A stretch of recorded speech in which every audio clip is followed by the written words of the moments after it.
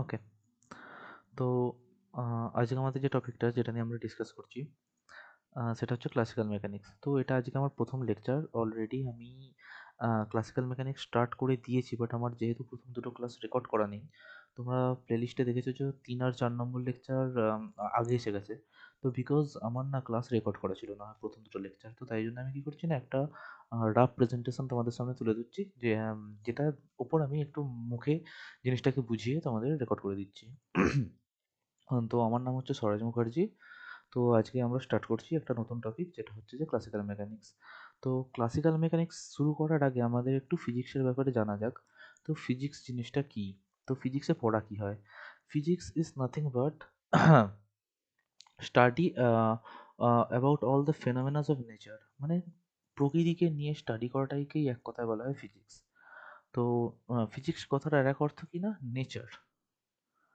Nature, আমার সামনে নেচারে যা যা ফিনোমেনাস ঘটছে সেই সব কিছুকে ব্যাখ্যা দেওয়ার জন্য, বা সেই সব কিছু কিভাবে ঘটছে, কেন ঘটছে, এগুলোর জন্য আমরা বেসিক্যালি ফিজিক্সকে পড়ে থাকি।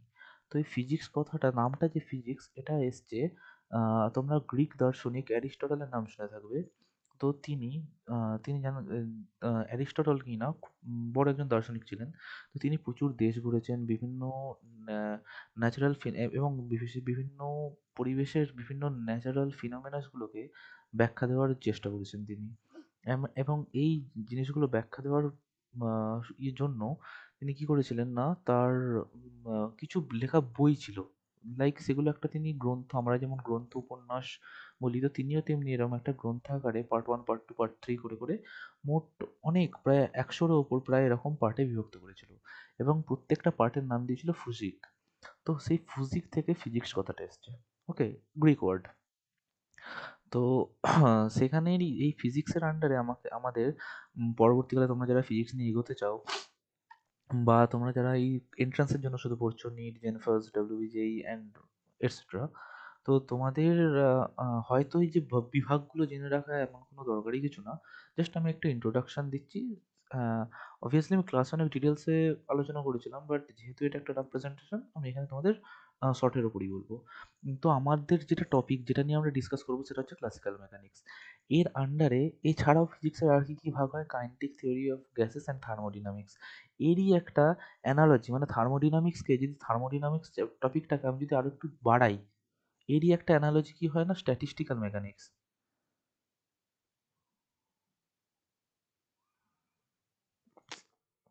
সরি, একটু গন্ডগোল করলাম। Statistical mechanics, stat Mac. তো এটাকে শর্টে স্ট্যাট ম্যাকও বলা হয়, স্ট্যাট ম্যাকও বলা হয়। ওকে।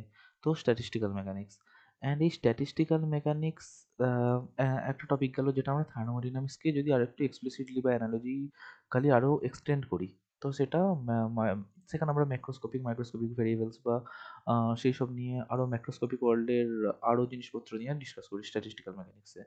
তো স্ট্যাটিস্টিক্যাল মেকানিক্সের পর আমরা চলে আসি হচ্ছে অপটিক্স। ফার্স্ট আমাদের ক্লাসিক্যাল মেকানিক্স পড়তে হয়, দেন তারপরে ক্লাসিক্যাল মেকানিক্সের ওপর বেসটি তারপরে আরও যখন ফিজিক্স আমরা এক্সটেন্ড করি, তো সেটা আমরা আবার অপটিক্স পড়ি, থার্মোডাইনামিক্স পড়ি, ইলেকট্রোম্যাগনেটিক থিওরি, ইএমটি এর আন্ডারে কী পড়তে হয় না, ইলেকট্রিসিটি, ম্যাগনেটিজম, এগুলো তো পড়তেই হয়, মানে ইলেকট্রোস্ট্যাটস, ইলেকট্রোম্যাগনেটিজম, ম্যাগনেটোস্ট্যাটস, রাইট, ইলেকট্রোম্যাগনেটিক থিওরি। ইলেকট্রিসিটির আন্ডারে কী কী পড়ি আমরা, স্টেডি কারেন্টস, অল্টারনেটিং কারেন্টস, আরও কারেন্টের ধরুন কত তোমার কার্য হচ্ছে, কত পাওয়ার, কত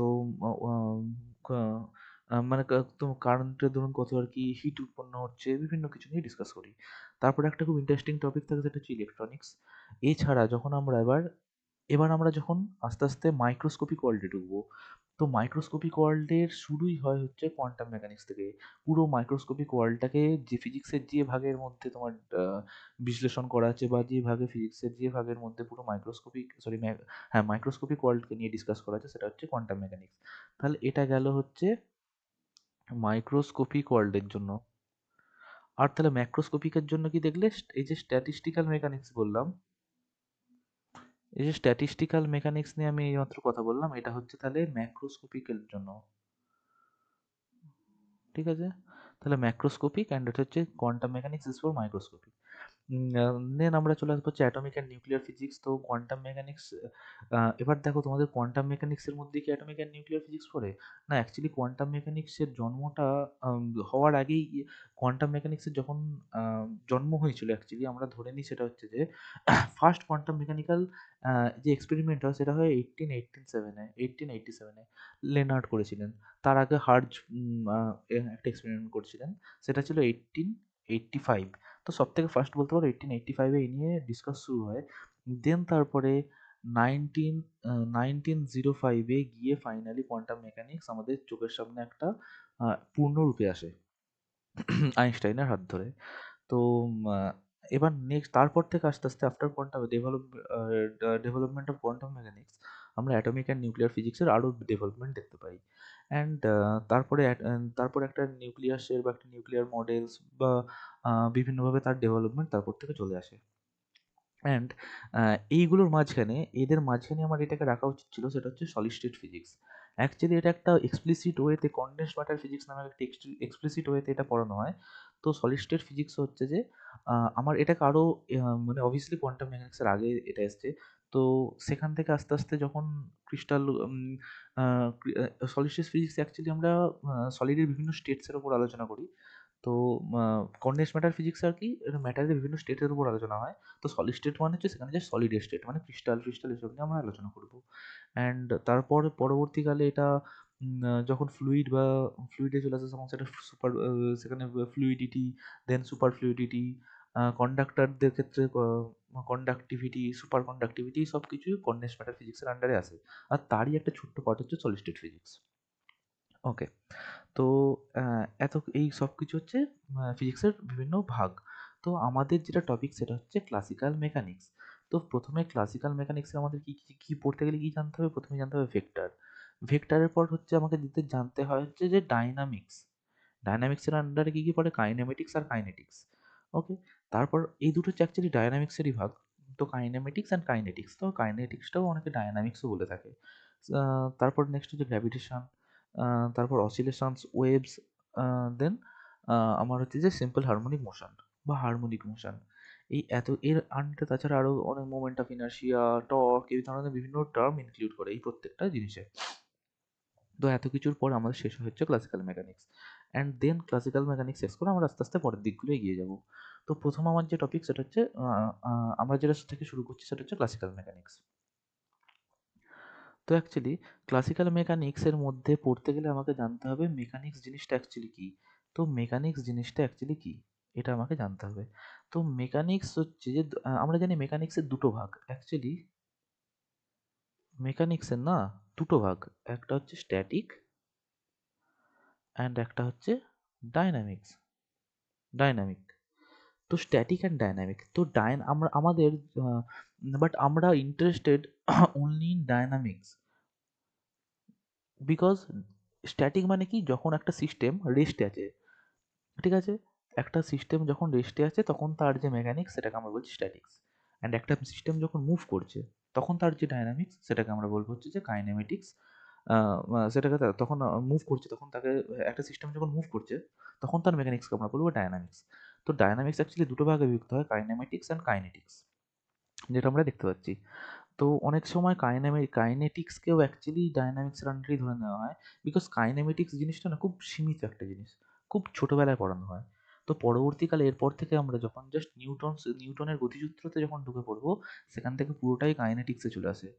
অ্যান্ড দেখা যায় যে পুরো ডায়নামিক্সের এটা মাত্র 10%, বাকি 90% কিন্তু আমার কাইনেটিক্স। তো তাই জন্য অনেক ক্ষেত্রে কি বলা হয় যে পুরো পুরো কাইনেটিক্সটাকে অনেক সময় ডায়নামিক্স বলে দেওয়া হয়, বিকজ ডায়নামিক্সের অধিকাংশ জায়গা জুড়ে কাইনেটিক্স রয়েছে। তো তাই জন্য অ্যাকচুয়ালি মেকানিক্সকে মানে আহ, যেটা যেটা ফর এ মুভিং সিস্টেম, মেকানিক্সকে কাইনেমেটিক্স আর ডায়নামিক্স দুটো ভাগে ভাগ করা হয়। ওকে। বাট আমি যেহেতু আমি আমি এক্সপ্লিসিটলি এটাকে লিখেছি যে কাইনেটিক্স অ্যান্ড কাইনেমেটিক্স। ওকে। তো কাইনেমেটিক্সের আন্ডারে কাইনেমেটিক্স জিনিসটা কি? যে একটা মোশন কিভাবে হচ্ছে, লাইক তার ভেলোসিটি কত, তার অ্যাক্সেলারেশন কত, তার ডিস্টেন্স কতটা কভার করেছে সিস্টেমটা বা পার্টিকেলটা, বা এই ধরনের যখন জিনিসপত্র নিয়ে আমরা আলোচনা করি বা এই ধরনের জিনিসগুলো স্টাডি করি, যেগুলোর জন্য পার্টিকুলার কিছু ইকুয়েশন অফ মোশনস আছে যেগুলোর মাধ্যমে আমরা এই জিনিসগুলো ক্যালকুলেট করি। তো এই পুরোটা চলে আসে হচ্ছে কাইনেমেটিক্সের আন্ডারে। অ্যান্ড বাট কাইনেটিক্স জিনিসটা কি? যখন আমরা এই প্রশ্নটার অ্যান্সার খুঁজবো যে why the motion is occurring, কেন বেগ বাড়ছে, কেন পার্টিকেলটা রেস্ট থেকে হঠাৎ করে চলতে শুরু করলো, কেন চলতে চলতে দাঁড়িয়ে গেল, যখন এই মানে একটা মোশনের অকারিং এর পেছনের কারণটা জানার চেষ্টা করব, why the motion is occurring, তখন সেটা চলে আসে হচ্ছে কাইনেটিক্স। ঠিক আছে? অ্যাকচুয়ালি ডায়নামিক্স কথাটার মানে হচ্ছে টাইম ডিপেন্ডেন্স। মানে যতক্ষণ আহ, একটা যখন মোশন হচ্ছে তো অবভিয়াসলি সেটা তো টাইমের রেসপেক্টেই হবে। যে মোশন হচ্ছে মানে কি, একটা পার্টিকেল একটা পজিশনে রেস্ট ছিল, সেটা আফটার সাম টি সেকেন্ড, ধরে নিলাম তার পজিশনটা হয়ে গেল এই পজিশনে এতে ছিল, আফটার টি সেকেন্ড তার পজিশন হয়ে গেল বিতে, তাহলে অবভিয়াসলি সেটা কি, এটাকেই তো আমরা ডাইনামিক্স বলছি, যে যখন সিস্টেমটা মুভ করছে অ্যান্ড মুভ করতে গেলে টাইম ডিপেন্ডেন্ট। তাহলে ডায়নামিক্স কথাটার মানে হিসেবে আমি লিখতে পারি, ডায়নামিক্সের ডেফিনেশন হিসেবে আমি এই কথাটা লিখতে পারি যে ডায়নামিক্স যেটা, ডায়নামিক্সের ডেফিনেশন হিসেবে তো আমি লিখতে পারি যে when a system evolves with আচ্ছা টাইম ইভলিউশন, এক কথায় যদি লিখি time evolution of a system, ঠিক আছে? তো এটা আমরা বলতেই পারি যে একটা সিস্টেম যখন টাইমের সাথে বাড়ছে বা কমছে বা তার পজিশন চেঞ্জ করছে, ওকে? তো সেটাই তো ডায়নামিক্স। যাই হোক, তো আমার এখানে বলা আছে যে স্টাডি অফ মোশন, ডায়নামিক্স কিনা study of a system that evolves with time. Okay, তো এই দুটো খুব ইম্পর্টেন্ট ডেফিনেশন এখানে উল্লেখ করে দিয়েছি আমি। দেখো যে আমরা ডায়নামিক্স মেকানিক্স কি বলছি না, মেকানিক্স কথাটার অর্থ আমরা দেখলাম এইমাত্র যে study of motion, study of মোশনকে মেকানিক্স বলা হচ্ছে। আর ডায়নামিক্স কিনা study of a system that evolves with time, একটা সিস্টেম যখন সময়ের সাথে ইভলভ করছে বা সময়ের সাথে বাড়ছে কমছে, এক পজিশন চেঞ্জ হচ্ছে, তো সেই পুরো ঘটনাটাকে বলা হচ্ছে ডায়নামিক্স। ওকে, তাহলে আমাদের যে সনাতন পদার্থবিদ্যা, হ্যাঁ ক্লাসিক্যাল মেকানিক্সের, অ্যাকচুয়ালি ক্লাসিক্যাল ফিজিক্সের বাংলা হচ্ছে সনাতন পদার্থবিদ্যা। পদার্থবিদ্যা, ওকে আমি আর লিখছি না, তো সনাতন পদার্থবিদ্যা। তো তার আন্ডারেই এই দুটো জিনিস, এই এত কিছু আমরা জিনিসগুলো দেখলাম। তাহলে আমরা পড়বো হচ্ছে প্রথমে কাইনেমেটিক্স, দেন তারপর কাইনেটিক্স। কাইনেমেটিক্সে কতটুকু পড়তে হবে, বেগ, সরণ, ত্বরণ, দ্রুতি, এইসব পর্যন্ত। তারপরে আমরা কি করব, নিউটনের গতিসূত্র। নিউটনের গতিসূত্র থেকে চলে আসবো সেটা হচ্ছে কাইনেটিক্স, যেটা ব্যাখ্যা দেবে যে ফোর্সের নেচারগুলো বলবে বা কিভাবে কেন হচ্ছে সেটার ব্যাখ্যা দেবে।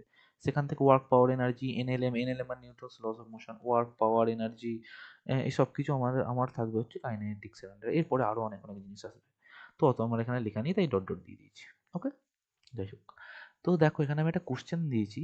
সেই কোশ্চেনে বলা আছে যে এখানে একটা বল দেখতে পাচ্ছ, এখানে একটা বল আছে, এই বলটা v0 বেগ, এটা হচ্ছে কেস ওয়ান আমার কাছে। এ পজিশনে বলটা আছে, সে যেতে চায়, এরকম একটা স্লাইড আছে, গড়ান, সেই গড়ান দিয়ে এ বি পজিশনে নামবে। দেখে এখান থেকে হালকা করে যদি সরিয়ে ঠেলা হয় এই পজিশন থেকে, এ ধরা হচ্ছে v0 বেগ নিয়ে এইভাবে এখানে এসে পৌঁছবে, রাইট? আর কেস টুতে দেখো সেমই সিচুয়েশন, সেমই দূরত্ব, এ থেকে বি পর্যন্ত সেম দূরত্ব, একদম দুটো আঁকাতেই দেখতে পাচ্ছ এ থেকে বি পর্যন্ত। তাহলে একে যদি বলটাকে একটুখানি ঠেলে দেওয়া হয়, এই বলটা তখন v0 বেগ নিয়ে নিচে নামবে। একইভাবে এখানেও বেগ v0 নিয়ে নামছে, এখানেও বলা আছে বেগ v0 নিয়ে নামছে। কিন্তু দুটোর মধ্যে ডিফারেন্স কি না, এই স্লাইডটার মধ্যে একখানা এরকম ভাবে গর্ত আছে বা একখানা এক্সট্রা বাঙ্ক আছে, ঠিক আছে?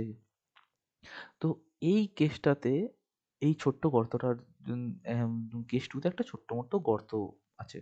তো তোমাকে ধরা হচ্ছে যে এ, এই প্রথম কেস ওয়ানে যে এ থেকে বি পয়েন্টে পৌঁছতে টাইম লাগছে t1, কেস টুতে এ থেকে বি পয়েন্টে পৌঁছতে টাইম লাগছে t2। তো তোমার কোশ্চেনটা হচ্ছে এখন কোন t1 গ্রেটার দ্যান t2 হবে, মানে এটাতে বেশি সময় লাগবে এটাতে কম লাগবে, নাকি এটাতে বেশি সময় লাগবে এটাতে কম লাগবে, নাকি দুটো সমানই সময় লাগবে, নাকি আহ কোনো সময়ই লাগবে না। কোনো উইদাউট এনি সময়, 0 সময় চলে আসবে। 0 সেকেন্ডের মধ্যে চলে আসবে। তো এখন 4 টে অপশন তোমরা আমাকে ভেবে নিয়ে অ্যান্সারটা জানাবে। একটু ভিডিওটা দরকার হলে পজ করো, পজ করে ভাবার চেষ্টা করো। তো আমি অ্যান্সারটা বলে দিচ্ছি বিকজ তোমাদের আমাকে যেহেতু এটা লাইভ ক্লাস চলছে না, আমি যেহেতু রেকর্ডেড ক্লাস করছি তাই জন্য অলরেডি সব কিছু লেখাই আছে তোমরা যেটা দেখতে পাচ্ছ। তো যাই হোক এখানের মধ্যে দেখতে পাচ্ছ যে যেহেতু V0 যদি বেগ নিয়ে বলটা নাবে এ সোজা এখানে এত পর্যন্ত V0 বেগ নিয়ে আসবে। বাট এই যে গর্তটার জন্য বলটা যখন এই পজিশনে আসবে তখন এর একটা বেগ থাকবে, আমি ধরে নিচ্ছি সেটা V0ই থাকবে, আমি আইডিয়াল কেসে ধরে চলছি। যখন এই গর্তটাতে নাব পড়বে তখন কি না আন্ডার গ্র্যাভিটির জন্য অভিকর্ষ ত্বরণের জন্য এখানে একটু ত্বরণ লাভ করবে। এই গর্তটা পড়ার জন্য একটু ত্বরণ এক্সট্রা ত্বরণ লাভ করবে। এমনি বলটা যখন পড়ছিল গ্র্যাভিটির জন্য তো ত্বরণ নিয়েই আসছিল, বাট এই এক্সট্রা গর্তটার জন্য একটু এক্সট্রা জি অ্যাড করুন, মানে একটু বেশি ত্বরান্বিত হবে। তো ত্বরান্বিত হওয়ার ফলে কি না ওর বেগ তখন আর V0 থাকবে না, বেড়ে যাবে V0 থেকে। তো বেগ যদি বেড়ে যায় তাহলে অবভিয়াসলি সময় কম লাগবে। তো তুমি বলতে পারো যে T2 টা অবশ্যই T1 এর থেকে কম হবে। তার মানে কোনটায় T2 T1 এর থেকে কম আছে? অপশন এ তে T2 টা লেস দ্যান T1, মানে T1 গ্রেটার দ্যান T2, তাহলে অপশন এ হচ্ছে রাইট অ্যান্সার। তুমি বলতে পারো যে T2 টা এটা অবভিয়াসলি কম সময় হবে T1 এর থেকে, কারণ কি না এখানে বেগ বেড়ে যাচ্ছে গর্ততে পড়ার জন্য, বাট এখানে কিন্তু কোনো গর্ত নেই তাই জন্য বেগটা বাড়ারও কোনো সিন নেই। অবভিয়াসলি বাড়বে কিনা জি তো এর ওপরও কাজ করছে। তো নরমালি যতটা বাড়ার বাড়বে। তো তুমি ধরো যখন এই পজিশনে থাকবে তখন V0 প্লাস একটা ভি প্রাইম, বাট এখানে যখন এই পজিশনে থাকবে এরও V0 প্লাস ভি প্রাইম থাকবে, কিন্তু এই গর্ততে পুরো পড়ার জন্য ধরো ভি ডবল প্রাইম আর একটা বেগ এক্সট্রা অ্যাড হবে, ভি ডবল প্রাইম। তাহলে কে বেশি? অবভিয়াসলি এই বেগটা বেশি হয়ে যাচ্ছে, আর বেগ যখন বেড়ে যায় তখন কি হবে না টাইমকে কমতে হবে, কারণ দূরত্ব এ থেকে বি এর দূরত্ব দুটো তো একই, দুটো তো ডিস্টেন্স সেম। তাহলে যদি বেগ বেড়ে যায় ডিস্টেন্স সেম থাকাকালীন, তাহলে কাকে কমতে বা বাড়তে হয়? টি কে। তাই যেহেতু এখানে বেগ বেড়ে গেছে তাহলে এখানে T2 টা কমে যাবে T1 এর সাপেক্ষে। তো আশা করি বুঝতে পেরেছো। আচ্ছা, তো নেক্সট স্লাইডে দেখো আমি একটা কোশ্চেন নিয়েছি। একটি মাতাল প্রতি 3 পা এগোলে আরেকটা কোশ্চেন করা যাক। একটি মাতাল প্রতি 3 পা এগোলে 1 পা পিছিয়ে আসে। যদি সে প্রতি পদক্ষেপে 1 মিটার এগোয় এবং প্রতি পদক্ষেপে 1 সেকেন্ড করে সময় লাগে। আচ্ছা, তাহলে বলছে যে একটা মাতাল, সে ধরো এটা একটা হচ্ছে ড্রাঙ্কেন পারসন। তো সে বলতে চাইছে যে প্রতি আ আ ৩ পা এগোলে ১ পা পিছোয়। মানে ১ পা, ২ পা, ৩ পা এগোলো, আবার ১ পা পিছলো। মানে এই পজিশনে ছিল, সেখান থেকে ১ পা, ২ পা, ৩ পা এগোলো, আবার ২ পায়ে ফিরে এলো এখানে। মানে মাতালটা এখানে দাঁড়িয়ে থাকবে তখন। ওকে? এখান থেকে গিয়ে আবার এখানে ফিরে এলো। এরমভাবে বলছে প্রতি পদক্ষেপে, মানে এই একটা পদক্ষেপ ফেলছে, এদের মাঝখানে ডিসট্যান্স গুলো কত করে? ১ মিটার করে। অ্যান্ড প্রত্যেকটা পদক্ষেপ ফেলতে সময় লাগছে ১ সেকেন্ড করে। এতটা বলা আছে। তাহলে মাতালটির বর্তমান অবস্থা ধরে নাও, বর্তমান এখানে দাঁড়িয়ে আছে মাতালটা। তো এই অবস্থা থেকে এটা হচ্ছে শূন্যতে ধরে নাও এখানে দাঁড়িয়ে আছে। তো এই অবস্থা থেকে তাহলে বর্তমান অবস্থা থেকে ১২ মিটার দূরে থাকা একটি পুকুরে পড়তে মাতালটির কত সময় লাগবে? তো ধরে নাও ১২ মিটার দূরে ১, ২, ৩, ৪, ৫, ৬, ৭, ৮, ৯, ১০, ১১, ১২। তাহলে ১২ মিটার দূরে একটা পুকুর আছে। তাহলে এখানে একটা পুকুর আছে। তাই পুকুরে পড়তে মাতালটার কত সেকেন্ড সময় লাগবে জানতে চেয়েছে। তাহলে আমাকে টা কত ক্যালকুলেট করতে হবে। তাহলে মাতালটা এখানে ছিল ১ পা, ২ পা, ৩ পা এগোলো, আবার ২ পায়ে ফিরে এলো। তাহলে মোট কত সময় লাগলো? ১, ২, ৩, আবার ৪। মানে মোট প্রত্যেক পায়ে ৪, তাহলে এখানে এসছে ওর সময় লেগেছে ৪ সেকেন্ড। আবার এখান থেকে গেল ১, ২, ৩, ৩ পা এগোলো, ১ পা ফিরে এলো। তাহলে এখন এই পজিশনে আছে, এটা ৪, ৫, ৬, ৭, ৮, ১০, ১১, ১২। আমি এরকম পদক্ষেপগুলোর মার্কিং করে নিলাম। তাহলে ৪ সেকেন্ডের মাথায় ইনিশিয়ালি ও এখানে ছিল, প্রাথমিক অবস্থা, বর্তমান অবস্থা এখানে। সেখান থেকে ৪ সেকেন্ড পর ২ মিটারের দূরত্বে আছে। তারপর ১, ২, ৩, আবার ৩ পা এগোলো, আবার ১ পা ফিরে এলো। তাহলে বর্তমানে মাতালটা এখানে আছে। সেটা কত? না ৮ সেকেন্ড হবে। বিকজ ৪ এখানে ছিল, আবার ৪ সেকেন্ড ব্যয় হয়েছে, ৮ সেকেন্ড। আবার এখান থেকে ১, ২, ৩, আবার ৬। তো মাতাল এখন এখানে আছে। তাহলে এর জন্য তাহলে ১২ সেকেন্ড গেল। ১২ সেকেন্ড গেল। আবার তাহলে ৬ তে আছে, রাইট? ৭, ৮, ৯, আবার ৮ এ ফিরে এলো। তাহলে এখানে ১৬ সেকেন্ড হলো। ৪, ৪ করে যোগ করছি। আবার ১, ২, ৩, আর এখন ১০ এ আছে মাতাল। ১০ এর জন্য তাহলে ২০ সেকেন্ড হলো। আবার দেখো এবার ১০ থেকে ১, ২, ৩, যেই ৩ নম্বর মানে ৩ সেকেন্ডে জলে পড়বে। তাহলে 20 প্লাস 3 সেকেন্ড, 20 সেকেন্ড এতটা ছিল, আবার আবার দেখো 1 পা 2 পা 3 পা যেই ফেলবে জলে পড়বে। তাহলে মোট কতক্ষণ পরে গিয়ে জলে পড়ছে? 20 প্লাস 3 মানে 23 সেকেন্ড পরে গিয়ে মাতালটা জলে পড়লো। ওকে, তাহলে আশা করি বুঝতে পেরেছো তাহলে মাথাটা কতক্ষণ পরে গিয়ে জলে পড়েছে।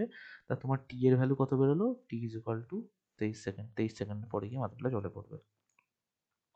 ওকে, এটা একটা বুদ্ধিদীপ্ত প্রশ্ন ছিল, যেটা তোমাদের আমি লাইভ ক্লাসে তোমাদেরকে করতে দিয়েছিলাম, বাট তোমরা কেউ কিছু অ্যান্সার দিয়েছিলে, কিন্তু এখানে আমি এটা করে দেখালাম। আচ্ছা, তো নেক্সট এবার আমরা ক্লাসিক্যাল মেকানিক্সের মেন কিছু জিনিস, প্রথমেই বেসিক জিনিস যে যেগুলো শিখতে হয় সেটা হচ্ছে ডিস্টেন্স আর ডিসপ্লেসমেন্ট। তো ডিস্টেন্স কি না, the total path travel between two points. দুটো পয়েন্ট ধরো এ অ্যান্ড বি, এদের মাঝখানে আমি এই এই পথ ধরেও আমি এই পথ ধরেও যেতে পারি, আবার আমি এইভাবেও যেতে পারি, আবার আমি এইভাবেও যেতে পারি। তো বিভিন্নভাবে বিভিন্ন পথ ধরে আমি যেতে পারি। তাহলে যেটা আমার টোটাল পাথ হবে, এটা হচ্ছে আমার টোটাল পাথ ট্রাভেল।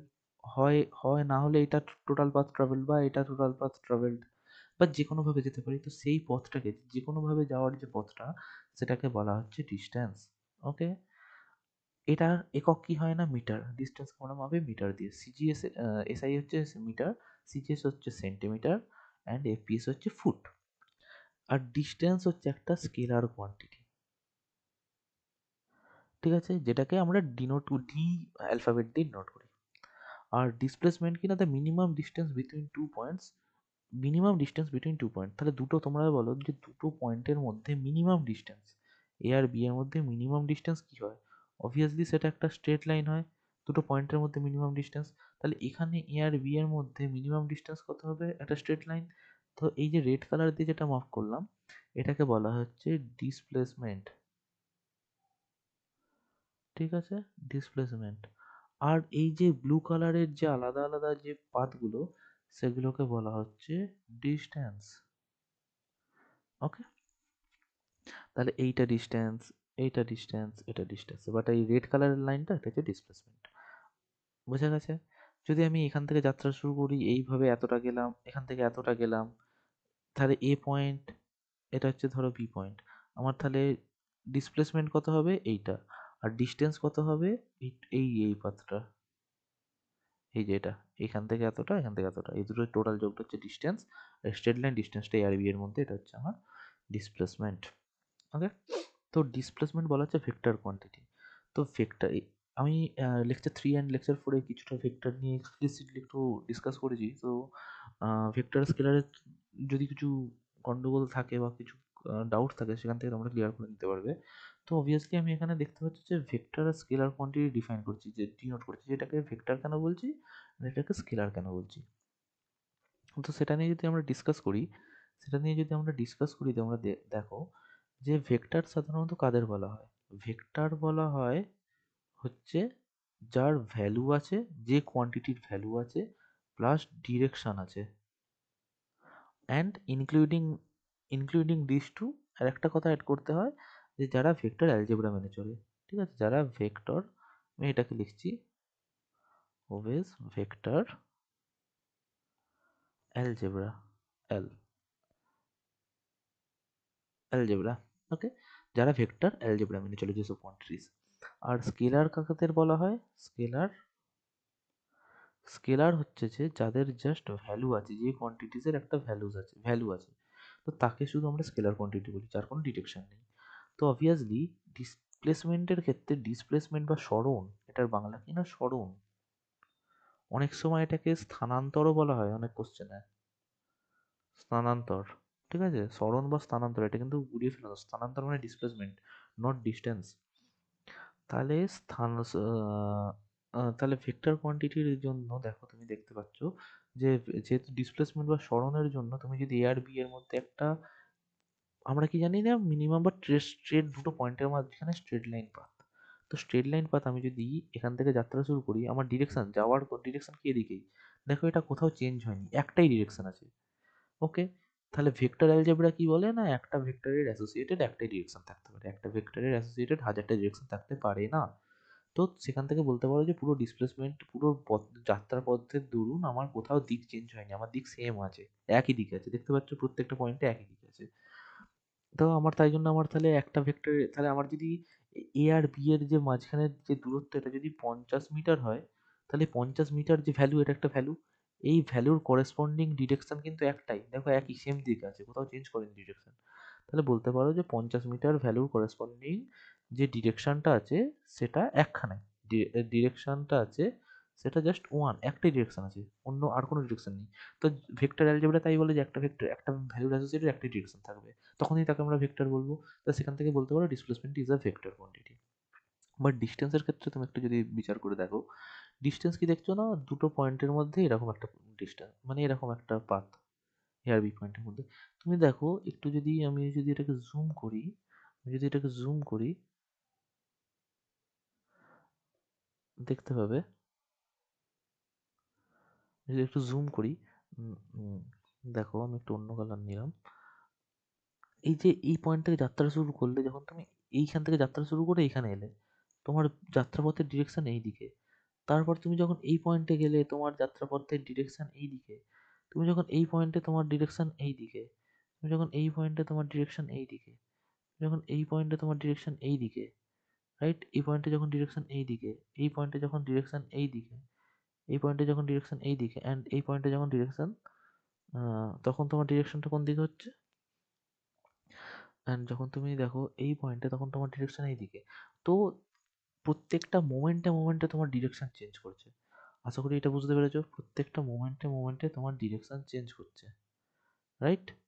তাহলে প্রত্যেকটা মোমেন্টে মোমেন্টে যদি ডিরেকশন চেঞ্জ করে, তাহলে আমি কি বললাম এইমাত্র, একটা ভেক্টর কাকে বলবো? যখন একটাই ভ্যালু থাকবে, এটা এই ধরো এই টোটাল এ থেকে বি এর এই যে পথটা মেকানো, এটা ধরো 100 মিটার, 100 মিটার।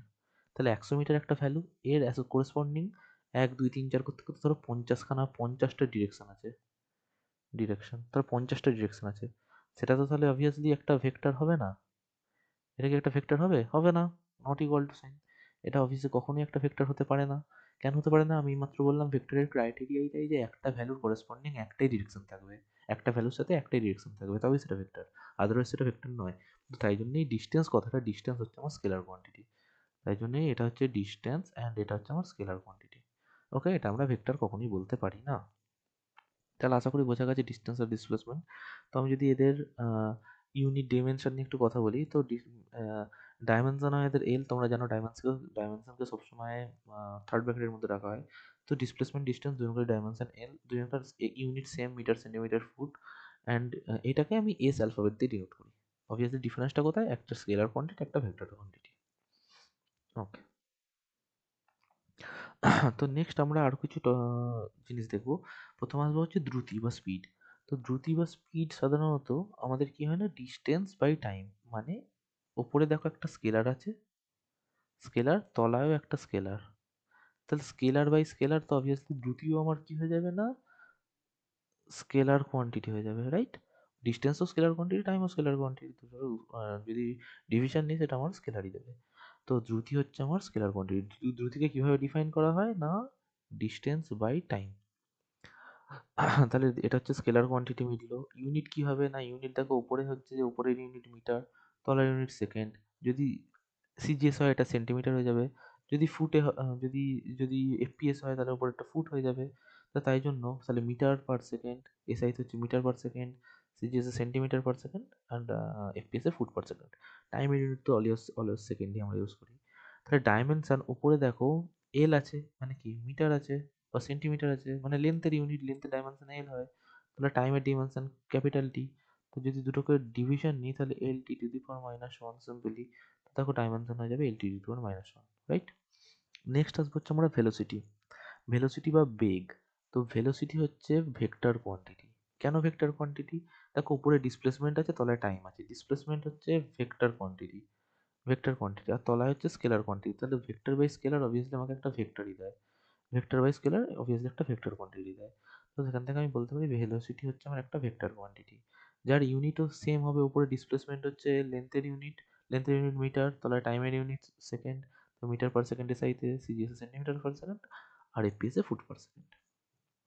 ওকে। আচ্ছা, তাহলে ভেলোসিটি অ্যান্ড স্পিড আমার গেল, বেগ আর দ্রুতি মিটলো। দুটোর মধ্যে ডিফারেন্স কি? এটাও একটা, যেমনভাবে ডিসপ্লেসমেন্ট আর ডিস্টেন্সের মধ্যে ছিল একটা ভেক্টর একটা স্কেলার, ঠিক তেমনি ভেলোসিটি আর স্পিডের মধ্যে ভেলোসিটি হচ্ছে ভেক্টর কোয়ান্টিটি অ্যান্ড স্পিড হচ্ছে আমার স্কেলার কোয়ান্টিটি। ওকে, এতটার মধ্যে আশা করি কোনো ডাউট নেই। বাকি সব same, unit same, dimension same. Okay, এরও ডাইমেনশন তাই L T to the power minus one, ভেলোসিটিরও dimension L T to the power minus one. Okay, আচ্ছা দেখো এখানে একটা কোশ্চেন নেওয়া হয়েছে যে একটা বল এই পজিশনে আছে, এই বলটা এরকম একটা অর্ধবৃত্তাকার পথ দিয়ে যাত্রা করবে, যে অর্ধবৃত্তাকার পথটার রেডিয়াস কত, 1 মিটার বলা আছে। ওকে, তাহলে যদি রেডিয়াস 1 মিটার হয়, তাহলে find the ratio of average speed and average velocity. তো তার আগে আমাকে জানতে হবে অ্যাভারেজ, এটা অঙ্কটা করার আগে আমাকে জানতে হবে এই অ্যাভারেজ স্পিড জিনিসটা কি অ্যান্ড অ্যাভারেজ ভেলোসিটি জিনিসটা কি। তাহলে আগে এই দুটো জেনে নিই, তারপর অঙ্কটা করব। তো দেখো আমাকে ফার্স্ট কনসেপ্ট হচ্ছে অ্যাভারেজ স্পিড। অ্যাভারেজ স্পিড বা অ্যাভারেজ দ্রুতি হচ্ছে টোটাল ডিস্টেন্স। আমি যদি একটা পথ, এখান থেকে এতটা একটা পথ যাই, ধরো এ থেকে বি, এর মাঝখানে আমি সি পয়েন্টে দাঁড়ালাম, ডি পয়েন্টে দাঁড়ালাম, ই পয়েন্টে দাঁড়ালাম। ওকে, আমি অ্যাকচুয়ালি এটা একটু অন্যভাবে লিখি, দাঁড়াও, তাহলে বুঝতে সুবিধা হবে। ধরো এরম একটা পথ, তার ডিস্টেন্স, যেহেতু ডিস্টেন্স নিয়ে বলছি, ওটা তো ডিসপ্লেসমেন্ট হয়ে গেল একটা। তো এখানে আমি এই পয়েন্টে ডি পয়েন্ট, সরি সি পয়েন্টে দাঁড়ালাম, তারপর ডি পয়েন্টে দাঁড়ালাম, তারপর ই পয়েন্টে দাঁড়ালাম। তো তিনটে এ আর বি একটা টোটাল যাত্রাপথে আমি এখান থেকে বাড়ি থেকে সাইকেল নিয়ে বেরিয়েছি। এই দোকানে দাঁড়িয়ে আমি 1 কেজি মুড়ি কিনেছি, সি পয়েন্টে দাঁড়িয়ে, তারপর ডি পয়েন্টে দাঁড়িয়ে আমি কিনে একটা পান কিনেছি, আর ই পয়েন্টে দাঁড়িয়ে ধরো তুমি আম, উম, ধরো একটা সাবান কিনেছো। দেন বি পয়েন্টে তোমার গন্তব্যস্থলে পৌঁছেছো। বা তুমি এভাবে বলতে পারো, বাড়ি থেকে বেরিয়েছো, সি পয়েন্টে দাঁড়িয়ে মিষ্টি কিনেছো, ডি পয়েন্টে দাঁড়িয়ে একটা শাড়ি কিনেছো, ই পয়েন্টে দাঁড়িয়ে একটা শার্ট কিনেছো, বি পয়েন্টে গিয়ে কোনো গন্তব্য থেকে পৌঁছেছো। তো তার জন্য তোমার যে টোটাল ডিস্টেন্স কতটা হচ্ছে, ধরো এ থেকে সি পয়েন্টের জন্য S1 ডিস্টেন্স, আমি ডি দিয়ে লিখেছিলাম রাইট, তো D1 ডিস্টেন্স। সি থেকে ডি পয়েন্টের জন্য ডিস্টেন্স হচ্ছে D2। ডি থেকে ই পয়েন্টের জাস্ট এইটুকুনি ডিস্টেন্স কত, D3। ই থেকে বি হচ্ছে D4। তাহলে টোটাল, তাহলে অ্যাভারেজ স্পিড কি করে বার করবো? আর একটা কথা বলে রাখি, এ থেকে সি পয়েন্টের জন্য যেতে টাইম লেগেছে তোমার T1, সি থেকে ডি পয়েন্ট মানে D2 ডিস্টেন্স কভার করতে তোমার টাইম লেগেছে T2, ডি থেকে ই পয়েন্ট যেতে মানে D3 ডিস্টেন্স কভার করতে তোমার টাইম লেগেছে D3, অ্যান্ড ই থেকে বি পয়েন্ট যেতে মানে D4 ডিস্টেন্স কভার করতে টাইম লেগেছে D4। তাহলে অ্যাভারেজ স্পিড যেটা আমার আসবে total distance by total time, মানে D1 plus D2 plus D3 plus D4। Total distance পেলাম, টোটাল টাইম কত, D1 plus D2 plus D3 plus D4, এটা হচ্ছে তোমার টোটাল টাইম। এইভাবে তুমি অ্যাভারেজ স্পিড ক্যালকুলেট করতে পারো। ঠিক আছে, নেক্সট আমার কনসেপ্ট যেটা হচ্ছে ইনস্ট্যান্টেনিয়াস স্পিড। ইনস্ট্যান্টেনিয়াস স্পিড হচ্ছে যে, তোমরা যদি একটু ছায়ার বই ফলো করে থাকো, তো ইনস্ট্যান্টেনিয়াস স্পিডের একটা ডেফিনেশন দেওয়া আছে সুন্দর করে সেখানে। তো সেই ডেফিনেশনটা তুমি যদি, যেহেতু তোমরা এখন 12/11 পড়ছো না, তোমরা এন্ট্রান্সের জন্য প্রিপারেশন করছো, তোমার ডেফিনেশন মুখস্থ করে কোনো লাভ নেই। তুমি জাস্ট, তাই জন্য আমি অত, আর আমি যদি অত ডিটেলসে বলি আমার টাইমও ওয়েস্ট হবে তাতে। ঠিক আছে, আমি লাইভ ক্লাসে অবভিয়াসলি অনেক ডিটেলসে বলি, তোমরা যখন লাইভ ক্লাস জয়েন করবে বা করো, তোমরা সেটা বুঝতেই পারবে। বাট যেহেতু এটা লাইভ ক্লাস চলছে না, আমি খুব শর্টের ওপর ব্যাপারটাকে মেটাচ্ছি। দেখো ব্যাপারটা হচ্ছে যে ইনস্ট্যান্টিনিয়াস স্পিড অ্যাকচুয়ালি একটা স্মল, মানে তুমি এই যে টোটাল যাত্রাপথেতে, ধরো তোমার সার্টেন একটা time interval, like time interval মানে কি, লাইক এখানে আমি একটু অন্য কালার নিচ্ছি, তাহলে একটু ক্লিয়ার হবে। দেখো, ধরো এই যে টাইম ইন্টারভ্যাল নিয়েছি, এটা হচ্ছে আমার সি পয়েন্ট ছিল, এটা হচ্ছে আমার এ পয়েন্ট। তো এ আর সি এর মাঝখানে তুমি কতটা ডিস্টেন্স গেছো, D1, কত টাইম লেগেছে T1। ঠিক তেমনি সি থেকে ডি এর মাঝখানে ডিস্টেন্স D2, টাইম লেগেছে T2। ওকে, তাহলে আমি যদি বলি এই পজিশন পর্যন্ত তোমার টাইম আসতে লেগেছে T1, এই পজিশন পর্যন্ত যেতে টাইম লেগেছে T2, তাহলে টাইমের এই জাস্ট D2 ডিস্টেন্সটাকে কভার করার জন্য তোমার কতটা টাইম লেগেছে, ওয়েস্ট হয়েছে। তুমি বলতে পারো জাস্ট T2 মাইনাস T1, তাহলে টাইম ইন্টারভেল পেলে।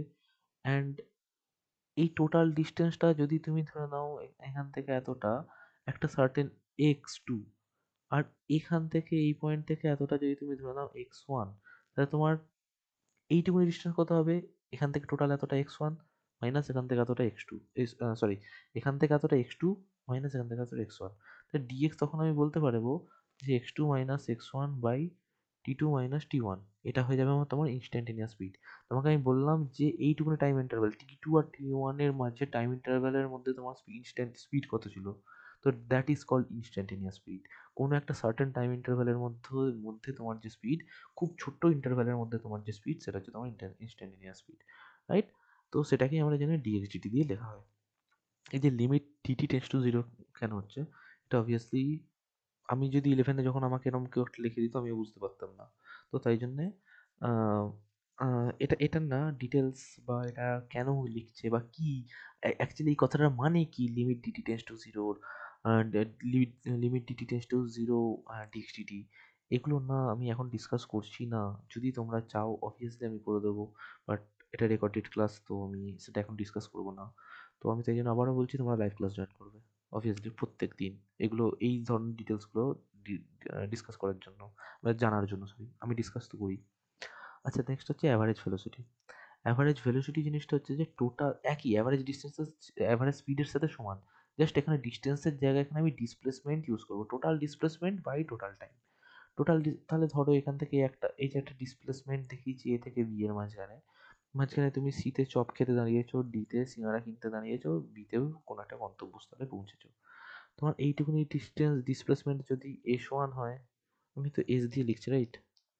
তাহলে এইখানটুকুনি যদি S1 হয়, তারপরেরটা S2 হয়, সি থেকে ডি পর্যন্ত, ডি থেকে বি জন্য S3 হয়, এ থেকে সি যেতে টাইম লেগেছে T1, সি থেকে ডি লেগেছে T2, ডি থেকে বি লেগেছে T3। তাহলে টোটাল ডিসপ্লেসমেন্ট কত হলো, S1 plus S2 plus S3, total time কত হলো, T1 plus T2 plus T3. So that is your and this will give you the average velocity. Okay, and after getting average velocity, you can do any type of problems regarding average velocity by using this concept. And তারপর হচ্ছে আমাদের যেটা instantaneous velocity. তো obviously আমাদের এগুলো বাংলাগুলো যা লাগবে তোমাদের, অ্যাভারেজ স্পিডের বাংলা হচ্ছে গড় দ্রুতি, অ্যাভারেজ ভেলোসিটির বাংলা হচ্ছে গড় বেগ, ইনস্ট্যান্টেনিয়াস স্পিডের বাংলা হচ্ছে তাৎক্ষণিক দ্রুতি, ইনস্ট্যান্টেনিয়াস ভেলোসিটির বাংলা হচ্ছে তাৎক্ষণিক বেগ, রাইট? তাহলে তাৎক্ষণিক বেগ, তো তাৎক্ষণিক বেগও সেম জিনিস, limit dt tends to zero ds dt. তো এখানে এসটা হচ্ছে ভেক্টর, যেটা আমরা ডিসপ্লেসমেন্টকে বোঝানো হয়, ডিসপ্লেসমেন্ট ভেক্টর একটু আগে আমরা পড়ে এসেছি। তো তুমি সিম্পলি মনে রাখবে, যেমন আমি বলেছিলাম instantaneous speed equal to dx dt হয়, এক্সটা হচ্ছে পজিশন বা short interval, change in position short interval, and dt হচ্ছে শর্ট টাইম ইন্টারভেল। ঠিক তেমনি এখানে হচ্ছে ডিএস হচ্ছে short interval in displacement, and dt হচ্ছে শর্ট ইন্টারভেল ইন টাইম। তুমি মনে রাখবে instantaneous velocity is equal to ds dt, আর কিছু না। এখানে মনে রাখবে instantaneous speed is equal to dx dt, আমাকে এইটুকুনি কাজে লাগবে অঙ্কতে, এইটুকুনি বসাবো, এসব লিমিট ফিমিট কোনো কাজেই লাগবে না, এটা just definition. Limit ds dt limit dt tends to zero ds dt, এটা হচ্ছে ডেফিনেশন। এই ডেফিনেশনটা আমি যেটা বললাম, ছায়ার বইটা তোমরা যদি ফলো করো, পদার্থবিদ্যার ক্লাস 11-এর দুয়ারি মজুমদার মাইতি, সেখানে তোমাদের বলা আছে জিনিসটা। ওকে, তাহলে আমরা অ্যাভারেজ স্পিড আর অ্যাভারেজ ভেলোসিটি বুঝেছি, শিখেছি। তাহলে আমরা আগের অঙ্কটা করতে পারবো। আগের অঙ্কতে ছিল হচ্ছে যে আমাকে অ্যাভারেজ স্পিড বার করতে দিয়েছে। তুমি বলো অ্যাভারেজ স্পিড ইকুয়াল টু কত হবে, total distance, distance by total time. কি করে ক্যালকুলেট করবো? তাহলে এখানে এ পয়েন্ট আর এটা হচ্ছে ধরো বি পয়েন্ট, এদের মাঝখানে টোটাল ডিস্টেন্স হচ্ছে এইটা, রাইট? তাহলে এটা একটা কি অর্ধবৃত্ত, তুমি বলো একটা পূর্ণ বৃত্তের জন্য টোটাল পাথটা পরিধি মানে কি, তার পরিধি, পরিধি মানে কি 2 পাই আর, বাট এখানে একটা অর্ধবৃত্ত আছে, তাহলে এর পরিধি কত হবে, এই পাথটা মানে কি এর পরিধি, তো তাহলে অর্ধবৃত্ত যেটা হচ্ছে পূর্ণ বৃত্তের জন্য, তাহলে অর্ধবৃত্তের জন্য কত হবে, অর্ধবৃত্তের জন্য কত হবে না, 2 পাই, টোটালটা যদি 2 পাই আর হয় বাই 2, সিম্পলি পাই আর, এটা তাহলে এইটা এখান থেকে এতটা পাথ হচ্ছে পাই আর। তো তুমি বলতে পারো তাহলে টোটাল ডিস্টেন্স কতটা কভার হচ্ছে, পাই আর, এখান থেকে কতটা পাই আর, তুমি বলতে পারো পাই আর। এবার আর এর ভ্যালু দেওয়া আছে তোমাকে 1 মিটার, আর টোটাল টাইম কতটা লাগছে, টোটাল টাইম, টোটাল টাইম তো তোমাকে বলা নেই, তো তুমি টোটাল টাইম ধরে নাও টি লাগছে। ওকে, টাইমের ব্যাপারে তোমাকে কিচ্ছু বলা হয়নি এখানে। ঠিক আছে, ফাইন।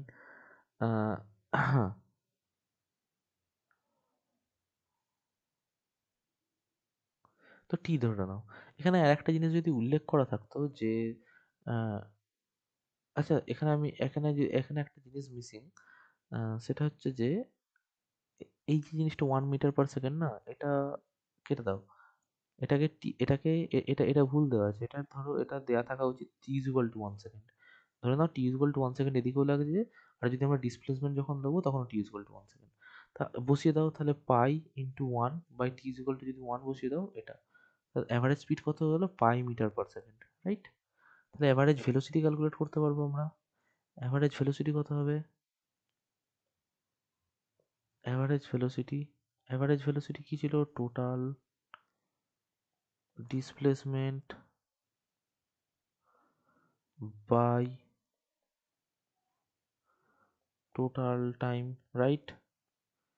তাহলে টোটাল আচ্ছা এবার বলো ডিসপ্লেসমেন্ট কতটা? স্টার্টিং পয়েন্ট এটা, এন্ড পয়েন্ট এটা, দুটোর মাঝখানে স্ট্রেট লাইন ডিস্টেন্স এটা, এটা হবে তোমার টোটাল ডিসপ্লেসমেন্ট। তাহলে এখান থেকে এতটা যদি 1 মিটার হয়, তাহলে অবভিয়াসলি ও বিটা যদি 1 মিটার হয়, তো ও এটাও 1 মিটার। তাহলে টোটাল ডিসপ্লেসমেন্ট কত হবে? 2 মিটার, রাইট? আর টোটাল টাইম টিটা টিটা বলেই দেওয়া আছে 1 সেকেন্ড দুটোর জন্যই। ঠিক আছে, এটা 1 মিটার পার সেকেন্ড হতো না, এটা 1 সেকেন্ড বলে দেওয়া থাকতো। টি এর জায়গায় যদি তুমি ওয়ান বসিয়ে দাও, t=1, তাহলে তুমি পাবে 2 মিটার পার সেকেন্ড। তো আমাকে এই দুটোর রেশিও চেয়েছে, তাহলে রেশিও কত হবে? রেশিও মানে কি? রেশিও মানে হচ্ছে অনুপাত। তাহলে উপরে হচ্ছে অ্যাভারেজ স্পিড, আর তলায় অ্যাভারেজ ভেলোসিটি। তাহলে অ্যাভারেজ স্পিড পেয়েছো পাই, অ্যাভারেজ ভেলোসিটি পেয়েছো 2, তাহলে এত π/2 মিটার পার, এটা রেশিও জানতে চেয়েছো তো, মিটার পার সেকেন্ড কোনো ব্যাপার নেই। তাহলে রেশিও হলো π/2। ঠিক আছে, ক্লিয়ার অঙ্কটা? আচ্ছা, তো নেক্সট এখানে আর একটা অঙ্ক তলায় ছিল, এই স্লাইডটার তলায়। সেটা বলা হচ্ছে যে ফাইন্ড দ্য অ্যাভারেজ স্পিড। এরকম একটা দিয়ে দেওয়া হয়েছে যেখানে এ আর বি টোটাল একটা পাথ দেওয়া হয়েছে, যার টোটাল পাথটার লেন্থ হচ্ছে ডি। প্রথমটার জন্য ধরা হয়েছে যে v1 স্পিড নিয়ে গেছে, তারপর একটা v2 স্পিড নিয়ে গেছে, তারপর একটা v3 স্পিড নিয়ে গেছে, মানে এ থেকে সি পর্যন্ত v1 স্পিড, সি থেকে ডি অবধি v2 স্পিড নিয়ে গেছে, অ্যান্ড ডি থেকে ইবি পর্যন্ত v3 স্পিড নিয়ে গেছে। দিয়ে আমাকে বলা হচ্ছে যে অ্যাভারেজ স্পিড বার করতে বলা। তো তুমি আবার বলো, ভি অ্যাভারেজ মানে অ্যাভারেজ স্পিড কত হয়? স্পিড মানে ত্রুটি, তো অবভিয়াসলি উপরে টোটাল ডিস্টেন্স হবে, আর তলায় হয়ে যাবে তোমার হচ্ছে টোটাল টাইম। এটুকুনি তো ক্লিয়ার, এইটুকুনি নিয়ে কোনো সন্দেহ নেই। তো আমি এটা ইউ দিয়ে লিখছি বিকজ এখানে স্পিড বলা আছে। তা you average total distance by total time. তা টোটাল ডিস্টেন্স কত? টোটাল ডিস্টেন্স হচ্ছে তোমার ডি, বলে দেওয়াই আছে আঁকাতে। টোটাল টাইম, তো তুমি ধরে নাও যে এ থেকে সি অবধি যেতে টাইম লেগেছে t1, সি থেকে ডি অবধি যেতে টাইম লেগেছে t2, ডি থেকে বি অবধি যেতে টাইম লেগেছে t3।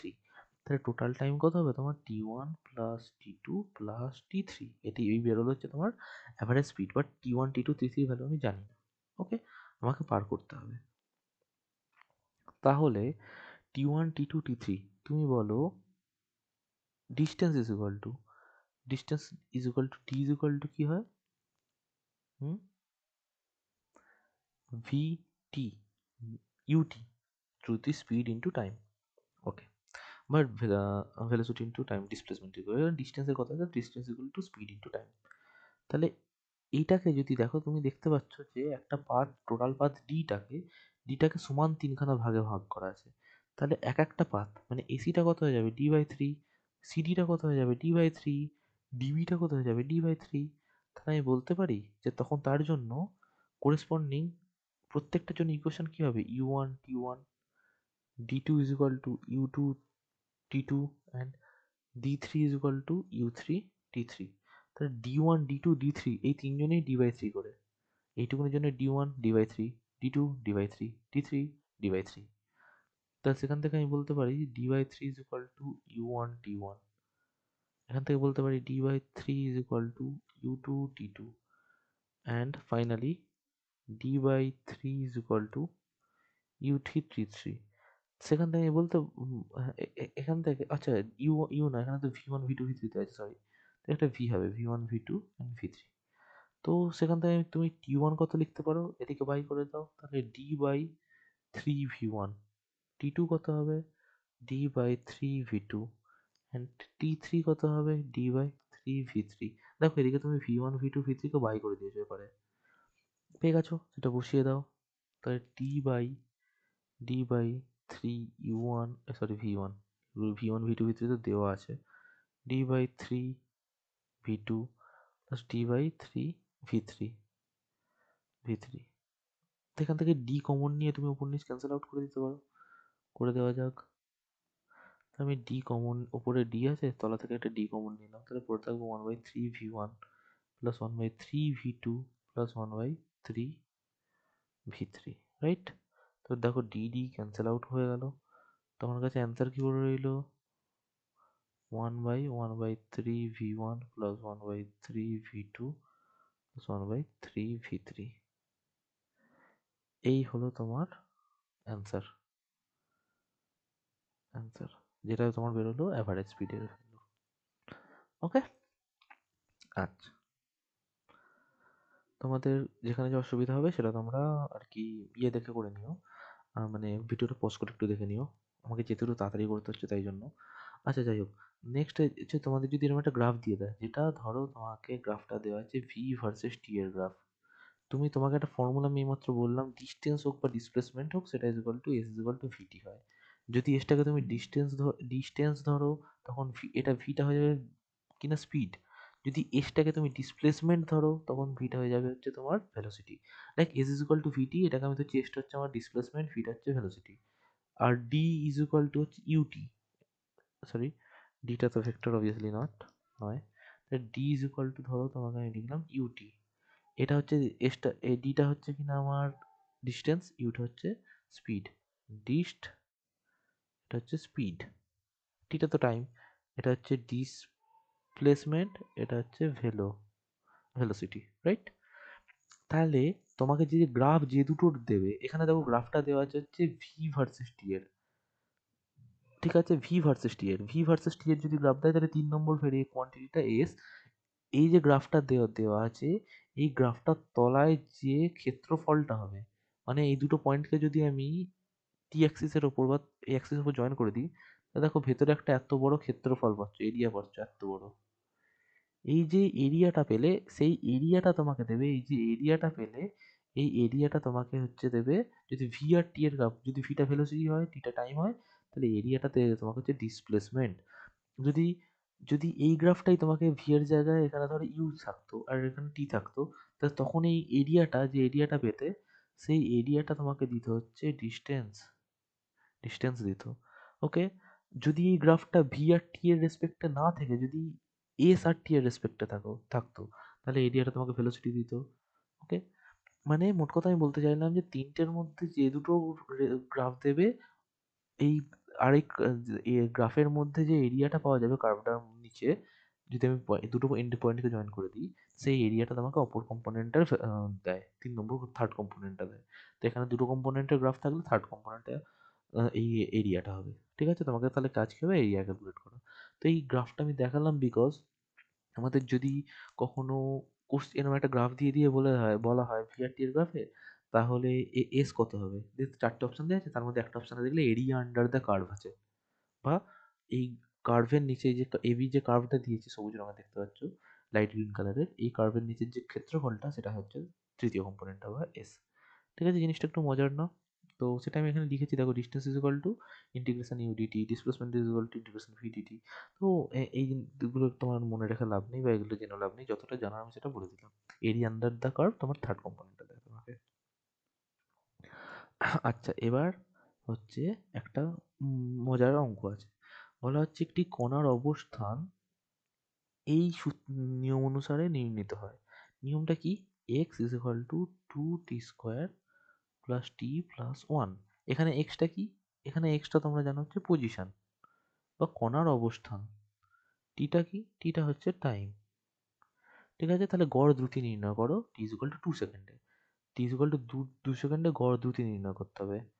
তাহলে অ্যাভারেজ স্পিড, তুমি জানো এটা হয় যে total distance by total time, right? তোমাকে টোটাল ডিস্টেন্স বার করতে হবে। তো কি করে করবো দেখা যাক। দেখো, তার জন্য আমাকে একটা ফার্স্টে প্লটিং করলাম, আর এখানে x is equal two 2t² plus T plus ওয়ানটা লিখলাম। তো এই যে লাইনটা এঁকেছি এটা আমার এক্স এর লাইন দিলাম, উপরটা এই দিকটাকে টি দিলাম। কেন দিলাম সেটা বোঝা যাবে। দেখো, যখন টি ইজ ইকুয়াল টু 0, যখন 0 সেকেন্ডে এক্স পার্টিকে কণাটা কোথায় ছিল, কণাটা এক্স ইকুয়াল টু, তাহলে টি এর জায়গায় 0 বসালে তুমি কত পাবে, 2 × 0² plus 0 plus 1 x equal to 1 পেলে।